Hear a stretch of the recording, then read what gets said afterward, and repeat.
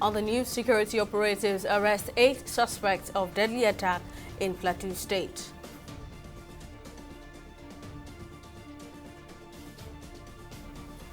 Minister of State of Defense Matawale presents 2 high-tech unmanned water vessels to President Tinubu. And the Independent National Electoral Commission (INEC) issues notice of Surulere by-election in Lagos. Hello and welcome to News Now on TV 360 Nigeria. I'm Sinisala Adigun. We begin the news in Plateau State, where the police command says it has arrested 8 suspects in connection with the recent killings in the villages of Bokwas and Barkin-Ladi local government areas of the state. Confirming the arrest of the suspected killers on Thursday, Alfred Alabo, the state police spokesman, said the 8 suspects were apprehended in various locations. On Christmas Eve, no fewer than 200 persons were killed by the assailants, who targeted 17 communities.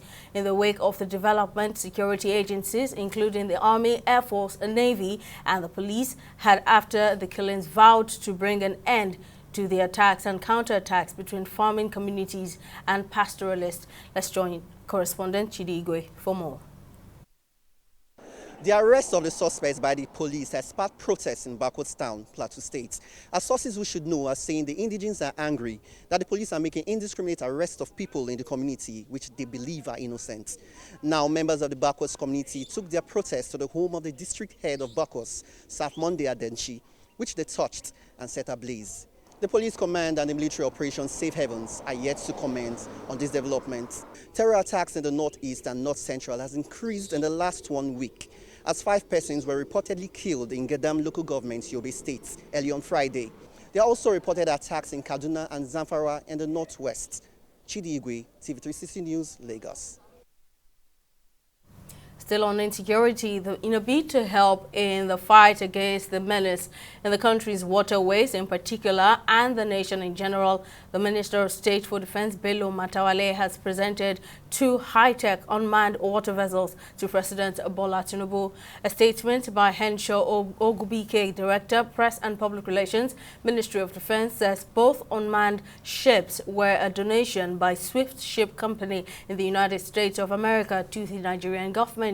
While presenting the 2 versions of the equipment, the S2 and S3 Swift Sea Stalkers, Matawale said that the high-tech equipment is the latest technology that would be deployed in fighting insecurity in the Niger Delta, Lake Chad region, and other maritime regions of the country. Gombe State Governor Inuwa Yahaya has advocated more collaboration between the federal and state government in Nigeria. Governor Inuwa made the remark in Abuja on Thursday while addressing State House correspondents after a meeting with President Tinubu behind closed doors. The governor said that if all states work in tandem with the federal government, the nation will be repositioned for the better. The governor, who presented the state's scorecard to President Tinubu, said that the Gombe State government rated itself and documented its achievements in pictures across the sectors. You see, there were several engagements towards the end of 2023, pertaining to particularly on healthcare and enabling business environment reforms and so many things. Without the economy picking and doing well, we continuously be where we are or even worse off. And the collaboration of the states and the federal government, in fact, including the local governments, is very key, very fundamental for us, because if there is any disconnect, we may not deliver on what we have. We are prepared, but you see, it doesn't end only in planning or on takeoff. We must be all through from the beginning until the end. And the way it is now is that people have to understand that we must modernize. There is need for machine tools. There is need for processing. Luckily, Gombe is among the states that have been approved to be part of the special agri-processing zones. And we've set up an industrial park where we can process all the raw materials, all the agri-produce that we have in the state. I think if all states will key in and work in tandem with the federal government, we shall easily reach the destination. Meanwhile, Governor Umar Namadi of Jigawa State has expressed confidence that Nigeria can attain self-sufficiency in wheat production in the near future. Namadi spoke on Thursday at the presidential villa in Abuja, where he fielded questions from newsmen after he met with President Buhari. He says his visit was to thank the president for allowing Jigawa State to cultivate 40,000 hectares out of 120,000 hectares of land set aside for wheat farming in Nigeria. The governor, who said he briefed the president on the project and other developmental issues in Jigawa State and the country at large, said that Nigeria is capable of exporting wheat with the government's current deliberate plan to attain self-sufficiency. Well, we are number one in wheat in Nigeria. So the issue is we have already made a difference because we are number one. And then today, like I told you, out of 120,000 hectares for Nigeria, Jigawa State alone is given 40,000 hectares. And that shows that we are making a difference. In Jigawa State, we have a Padama land of over 400,000 hectares. So that is only Padama land that you can cultivate both raining and dry season. Certainly, we are going to export wheat. Over time, we will definitely export wheat. We are doing the first one. And then after this one, we are going for rice. And the next one, we are going for wheat. That's how the cycle will continue to go. And that will definitely, we're going to have food sufficiency and we'll definitely have surplus to export. What we are doing now, the minimum we are expecting for every hectare is about 4 tons per hectare. Now, 4 tons per hectare, and we are doing 40,000 hectares. In fact, these 40,000 hectares are the ones which they have received support from the federal government. In fact, we are doing more than that. You can have about 50,000 hectares going on, and people that are doing it on their own. So at least with the extension services we have provided, and with all the support we have provided for, especially for land clearing, especially for harrowing, that we have supported the farmers. That has given them an opportunity to cultivate more. Somebody who was doing 1 hectare now is ready to do hectares because of the support he has from the federal government and from the support he has from the state government. As part of preparations for the February 3, 2024 conduct of rerun and by-elections in 9 states, the Independent National Electoral Commission (INEC) in Lagos State says it has published the Surulere Federal Constituency 1 by-election notice as required by law. On Friday, the INEC Public Affairs Officer in the state, Adenike Oriowo, said the notice was pasted on Thursday at the Commission's headquarters in Saboyaba for public viewing. According to her, INEC had begun the implementation of activities and the timetable for the elections. The spokesperson also added that INEC's preparations were on top gear to ensure strict adherence to relevant laws and guidelines for the polls. She explained that the Commission will not fail to deliver a credible by-election in the constituency. It's time for a break, but still to come, CBN approves a Nigerian naira stable coin to launch February 27. Stay with us, we'll be back shortly.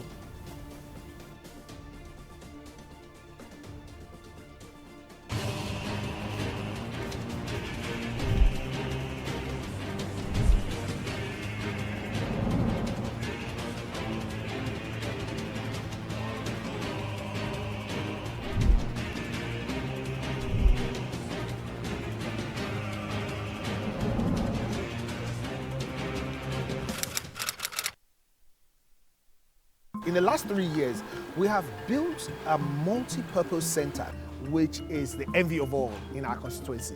And I can tell you that the people who are living there are already enjoying it. Guy, do you think what this man just said is true? See, I seriously doubt. I'm sure it's one of those their silly lies. Wait, do you know there's a way to find out if these things he's saying is true or not? This is the Construct app. It gives people like us a sure way to track implementation of constituency projects. It gives valid and verified information on location of projects, amounts allocated, amount funded, the level of job done, and even the profiles of concerned legislators. You and I can post directly on this app. Are you serious? This is the Go-To app if you want to know how our Commonwealth is being expanded by the government. Wow. Let's even see if what this man said is true. Show me. The Construct app is developed by Other People Nigeria with support from USAID and is available on both Google Play Store and Apple Store. And it's true. Of course, I told you.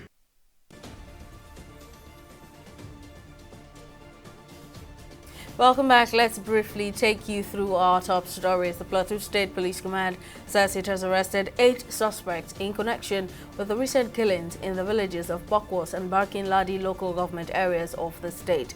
Confirming the arrest of the suspected killers on Thursday, Alfred Alabo, the state police spokesperson, says the 8 suspects were apprehended in various locations. On Christmas Eve, no fewer than 200 persons were killed by the assailants who targeted 17 communities. We also told you that the Minister of State for Defense, Bello Matawale, has presented 2 high-tech unmanned water vessels to President Bola Tinubu. A statement by Henshaw Ogubike, Director, Press and Public Relations at the Ministry of Defense, said both unmanned ships were a donation by Swift Ship Company in the United States of America to the Nigerian government. While presenting the 2 versions of the equipment, the S2 and S3 Swift Sea Stalkers, Matawale said that the high-tech equipment is the latest technology that would be deployed in fighting insecurity in the Niger Delta, Lake Chad region and other maritime regions of the country. Now, in case you missed any of our news bulletins or for more updates, you can catch us on NIMEX World TV or log on to our website on www.tv360nigeria.com. You can also follow us on our social media platforms on Twitter, Instagram and YouTube at TV360 Nigeria, or download our mobile app on Google Play Store, Huawei App Gallery and Apple Store. On Facebook, we're at TV360 Online.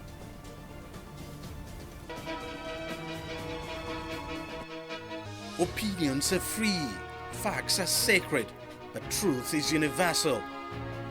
How, in practical terms, can we, for instance, de-escalate the tension?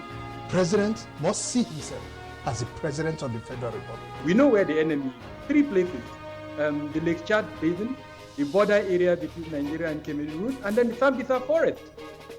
On Digi 360, we give you a complete dose of everything. Opinion, facts and undiluted truth. I hardly believe what politicians are saying in this part of the world. The new Nigeria is possible, a future is possible. We delve into the issues, dissect it so that you can understand it, use it to take action. I don't think there's any need for any governor to look for grant for ranching. Digi 360, dissecting the issues.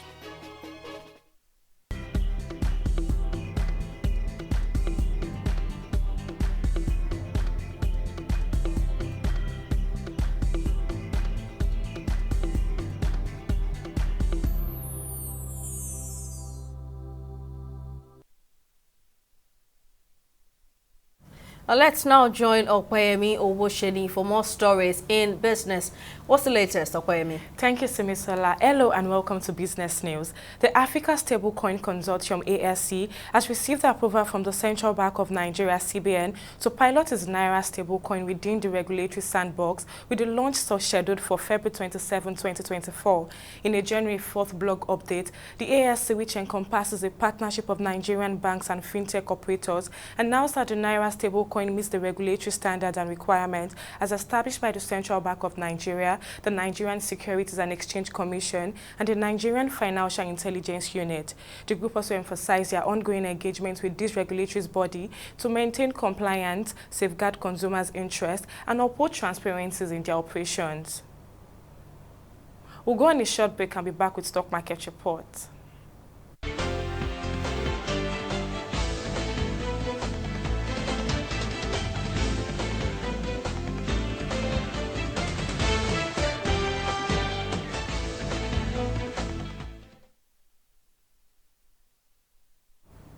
Nigeria's equities market rallied further into the new year by 2.11% on the last weekday of trading, leaving the market cap at 46.3 trillion naira.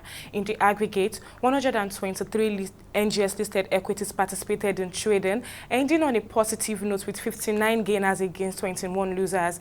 Nigerian Aviation and Linco led the gainers with a 10% share appreciation, closing at 28 naira 60 kobo per share, followed closely by UPDC, closing at 1 naira 65 kobo kobo per share. Now, at the end of the last week day of trading on the Nigerian Stock Exchange, a total of 892 million volume of shares were exchanged on 13,019 deals, corresponding to a market value of over 14 billion were traded. Now, over to our select global stock. Equities were on course to snap a 9-week winning streak. The dollar surged and government bonds sold off as traders rolled back expectation of central bank rate cuts, leaving our select global stock, the US Dow Jones and Japan's Nikkei, in a bullish trade, ending at 0.29% and 0.27%, and leaving the US FTSE on 0.5% in a bullish trade. And that's it on the business and stock market report. Back to you, Simi, for the rest of the news. Thank you, Opeyemi. On the foreign scene, Pakistan's Senate has passed a non-binding resolution demanding a delay in the national general elections scheduled for February 8. The upper house of the country's parliament on Friday approved the resolution at a session attended by just 14 of the 97 senators, with one member voting against. The resolution, moved by independent legislator Dilawar Khan, sought to push back the election date, citing the prevailing security conditions in the country as well as the cold weather. He further said the harsh winter makes it difficult for the political parties to campaign, which might also affect voter turnout in the polls. In entertainment, it was never a dull moment in Nigeria in 2023, as every day offered one talking point or the other, from chart-topping music to the box office hits, spiced with news and gossip of what our favorite stars are up to. There was always something trending. In this next report, correspondent Opeyemi Owosheni recounts major events that shaped the Nigerian entertainment industry in 2023.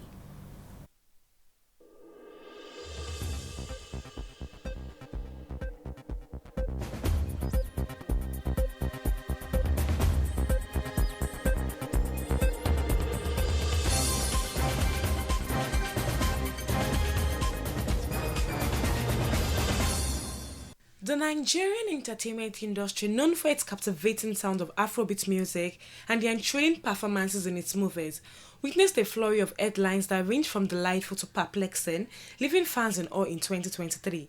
From shocking revelations to unexpected controversies, the world of social media was set ablaze with discussions on the most controversial moments involving well-known figures, providing both entertainment and insight into the complexities of fame and the spirit of the Nigerian entertainment landscape. Let's delve into some of the incidents that had the online community buzzing throughout the year. Nigerian artist Ilerioluwa Oladimeji Aloba, popularly known as Mohbad, died on September 12, 2023 at the age of 27 under questionable circumstances. Videos of the singer being bullied and assaulted resurfaced after his demise, and that triggered uproar globally from people who suspected that his death was premeditated, and they called for justice with regards to his death. He was known for his hit songs Feel Good, Peace, Sorry, and Kokboke, amongst others. Oladips, also known as Oladipupo Olabode Oladimeji, took center stage in a bizarre controversy in November 2023 when his management declared him dead after battling an undisclosed illness for 2 years. This announcement shocked fans still railing for Mohbad's passing. Days later, the rapper resurfaced on social media debunking the death claims. This bizarre act, which is linked to a publicity stunt for his upcoming album, fueled public anger as the public labeled Oladips a cloud chaser. Singer Banky W, who is married to actress Adesua Etomi Wellington, found himself in the spotlight when rumors circulated about his alleged extramarital affair with his ex-signee Niyola. The speculations led to a public outcry, with fans scrutinizing the singer, who is also a leader in the church. June 2023 witnessed an event in the entertainment world where not one but two women emerged with pregnancy claims against a renowned married Nigerian singer Davido. Anita Brown, an American woman, and 22-year-old Ivana B declared they were pregnant for Davido, sharing explicit conversations. And adding another layer to the scandal, the singer, who has fathered children from different women, had displayed food during this back and forth. In May 2023, Seun Kuti, son of Afrobeat legend Fela Kuti, faced legal troubles as he was arrested for allegedly assaulting a police officer on 3rd Mainland Bridge in Lagos. A viral video showed Kuti engage in a confrontation with the officer, resulting in his arrest and eventual incarceration.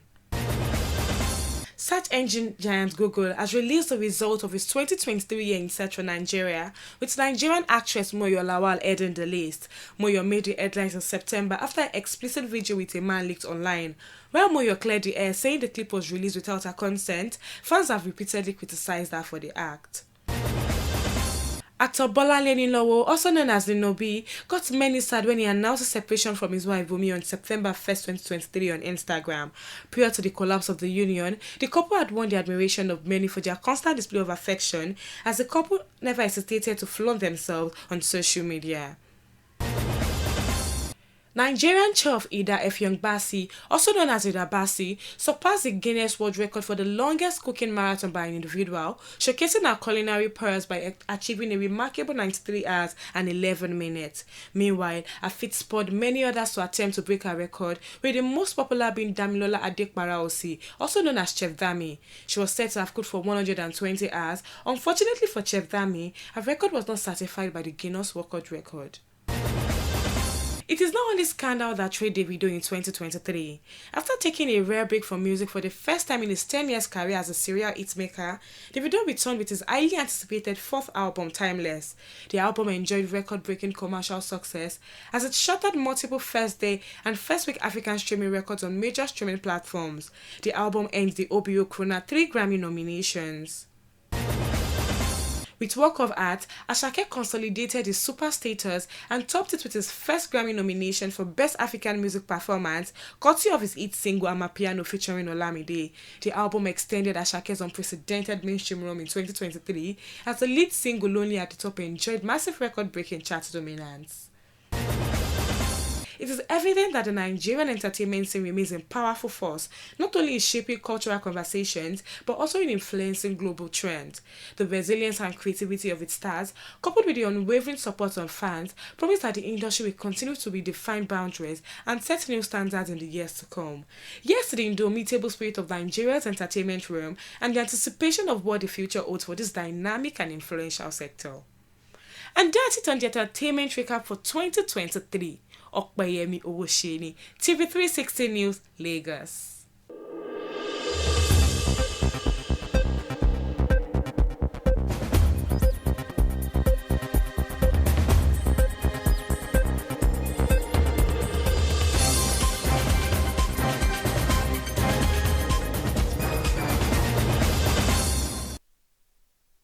And in sports, football enthusiasts in Nigeria have begun nursing a growing disenchantment with their national team ahead of the Africa Cup of Nations AFCON men's football competition, which is set to take place in Ivory Coast from January 13 to February 11, 2024. Some of them, who remember the golden days of the Super Eagles, are not full-spirited over the current state of football in the country, which they say could affect the nation's team's performance at AFCON 2023 Championship. Correspondent Sydney Okafor tells us more.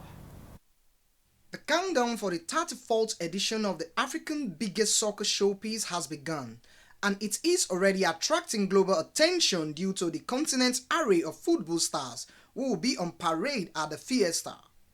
Super Eagles appeared in Group A of this year's AFCON with host nation Ivory Coast, fast improving Equatorial Guinea and Guinea-Bissau, who have qualified for a record-breaking 4 consecutive editions. Nigerian Super Eagles are always seen as one of the favorites in any AFCON tournament. Josep Pesero's 25-man team is packed with players capable of doing serious harm to their opponents. Okay, so for the 25-man list, I would say it's okay. I think majority of the players on that list are players we are familiar with. However, you can't ignore the fact that we don't have a lot of home-based players in the side. And this is a call to the NFF, it's a call to everyone, every stakeholder in Nigeria, that we need to develop the game. On paper, we say we are one of the best in the world, even in Africa, because we have the CAF award winner, Victor Osimhen in our team. We have one of the biggest. We saw what the Wobby is doing at Fulham. We can see what Calvin is doing at Fulham as well. We have even what I know he's doing at Northern Forest. So we have these players. Even Boniface. Boniface has won Rookie of the Month, 4 times consecutively, in Germany now with Bayer Leverkusen. So on paper we look very good, but in recent games we will not be playing well. So if you cannot, do well on the field, it doesn't necessarily what you have on paper. The 3-time African champion Super Eagles is seeking their 4th glory in the history of the African Cup of Nations, which could reinforce the team's position as a football powerhouse. Sports analysts say the Super Eagles have a good chance of winning since everything internally and externally has been sorted. I wouldn't say we don't have a chance. We do have a chance, but the Super Eagles, I put them as third favourites going into the AFCON behind Senegal, who are defending champions, and Morocco, who had a fantastic World Cup in 2022. So it's Senegal, Morocco, and the Super Eagles of Nigeria. I saw the names, and you know what I mean. Like if you tell the names to other teams, because even my team in Denmark, when they ask like, you people have this player, you people have this player, they'll be like, you people should be winning the whole game, the whole cup. I was like, bro, yeah, individually, yes, we are amazing, but as a group, that's just the problem, you know what I mean? But I feel like we have the best players, we have the best team to win the Nations Cup at the moment right now. Many other nations feared the Super Eagles during their golden days on the continent due to their creativity on the field of play. But these analysts say the Super Eagles need to rediscover the fear factor which has faded.